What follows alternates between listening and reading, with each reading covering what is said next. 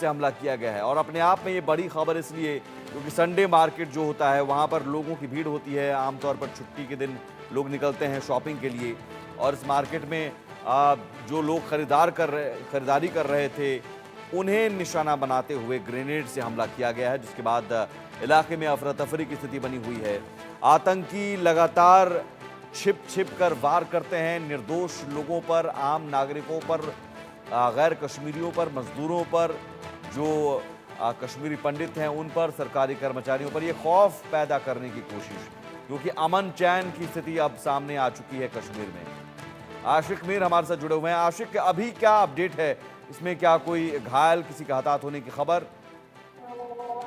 हाँ, बिल्कुल। आज दोपहर 2 बजे जो है श्रीनगर के संडे मार्केट, जो कि काफी ज्यादा बिजी रहता है, ये मार्केट जो है दूर दराज इलाकों से लोग जो है यहाँ पर शॉपिंग करने के लिए आते हैं, और इसकी 2 बजे जो है यहाँ पर ग्रेनेड दागा गया, और इस ग्रेनेड हमले में 12 लोग जो है जख्मी हुए, जिन्हें श्रीनगर के जेवीसी और एसएमएचएस हॉस्पिटल ले जाया गया, जहाँ पर उनका इलाज चल रहा है।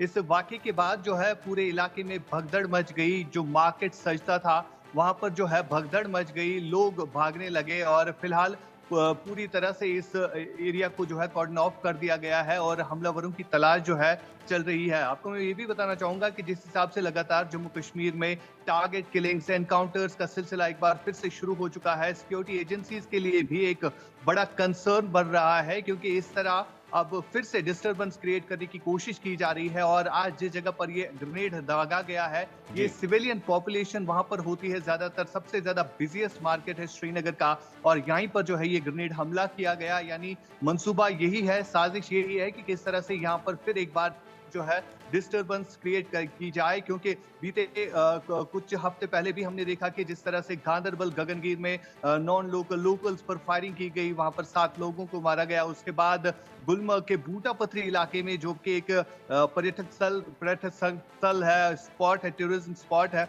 और वहां पर भी इसी तरह डिस्टरबेंस क्रिएट करने की कोशिश की गई है। और अब जो है श्रीनगर के शहर में, यानी हार्ट ऑफ द सिटी में ग्रेनेड दागा गया है। इस हमले में फिलहाल 12 लोग जो है घायल हुए हैं, और फिलहाल Jammu Kashmir police, CRPF army की तरफ से यहाँ पर कॉर्डन एंड सर्च ऑपरेशन चलाया जा रहा है। जी आशिक, एक बड़ा सवाल ये है कि आतंकी कहाँ से हमला करते हैं? ग्रेनेड फेंक देते हैं और क्या भाग जाते हैं, छिप जाते हैं? इतने बिजी मार्केट में आपने कहा, और इससे पहले हमने देखा रिहायशी इलाके में घुस जाते हैं आतंकी। आखिर आतंकी इन शहरों में, डाउनटाउन में कैसे घुस रहे हैं? ये एक बड़ा सवाल है। देखिए, जिस हिसाब से हमारी भी बात कई एक ऑफिसर से हुई, और 2 दिन पहले एक घटना हुई थी बडगाम के माझामा इलाके में, जहां पर 2 नॉन लोकल मजदूरों पर फायरिंग की गई। हालांकि वो उस फायरिंग से बच गए, लेकिन जब वहां पर बात आती है कि किस तरह ये हमला किया जाता है, और पिस्टल से फायर किया गया था उन 2 मजदूरों पर, और हमारी बात भी कई एक ऑफिसर से, उन्होंने कहा कि अब इन में से पहचानना, भारी भीड़ होती है और यहाँ में पहचानना, किसी एक शख्स को लोकेट करना काफी मुश्किल रहता है, क्योंकि अगर कोई हमला करता है, वो पिस्टल फेंक के फिर से एक सिविलियन बन जाता है, एक आम इंसान बन जाता है, तो उस पर शक करना जो है काफी मुश्किल होता है। और फिलहाल जिस हिसाब से यहाँ पर इनपुट भी मिल रहा है कि सोशल मीडिया ऐप के जरिए जो है कई एक ओजीडब्ल्यूज को रिक्रूट करने की कोशिश लगातार की जा रही है, और बीते कुछ हफ्ते पहले भी इसी तरह कई सारे ओजीडब्ल्यूज को गिरफ्तार भी किया गया है, जिनसे कई सारे ग्रेनेड भी बरामद हुए हैं। हालिया दिनों हमने देखा कि पुलवामा से भी एक शख्स को गिरफ्तार किया गया, जिसकी उम्र खाली 18 साल थी, और उसके कब्जे से 10 ग्रेनेड बरामद हुए। यानी किस तरह से आम लोगों को फिर से भड़काने की कोशिश की जा रही है, युवाओं को फिर से तैयार किया जा रहा है, और लगातार यहाँ पर डिस्टर्बेंस क्रिएट की जा रही है।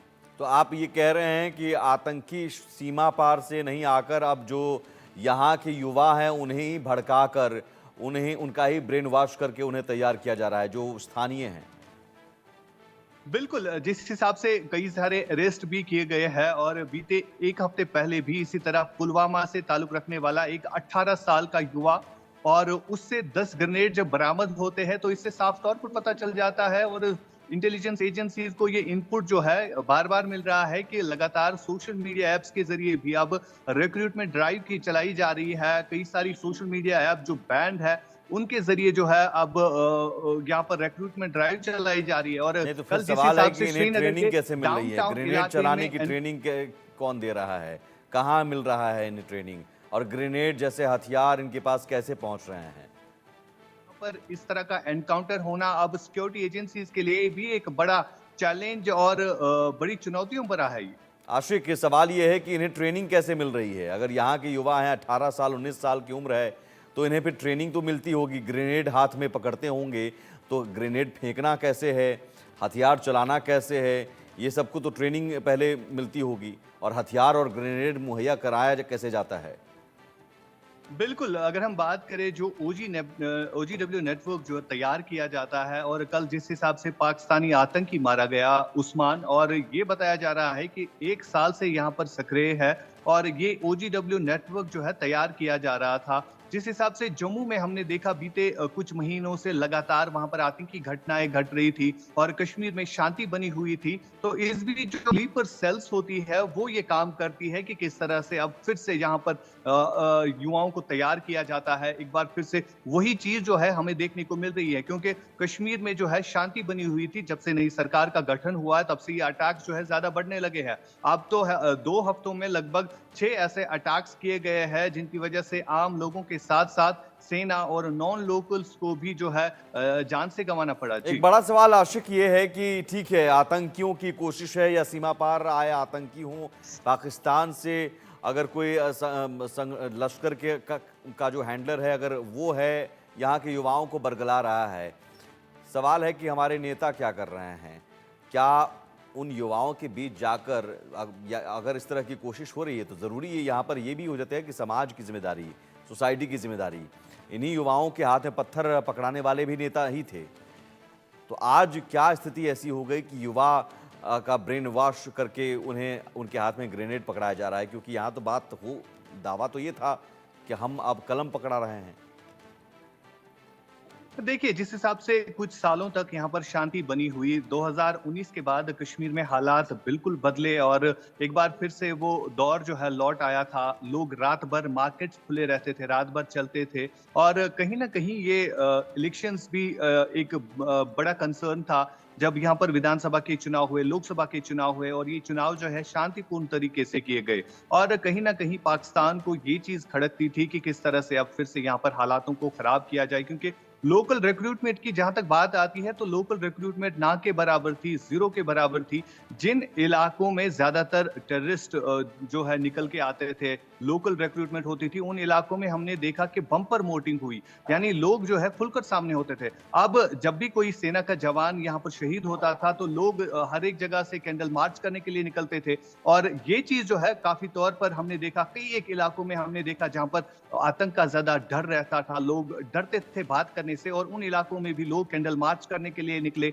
ये चीज तो बदलाव था, लेकिन अब फिर से जो है यही साजिश रची जा रही है किस तरह से यहाँ के युवाओं को फिर एक बार वर्गलाया जाए और ये चीज जो है अब जमीनी सतह पर दिख भी रही है। ठीक है आशिक।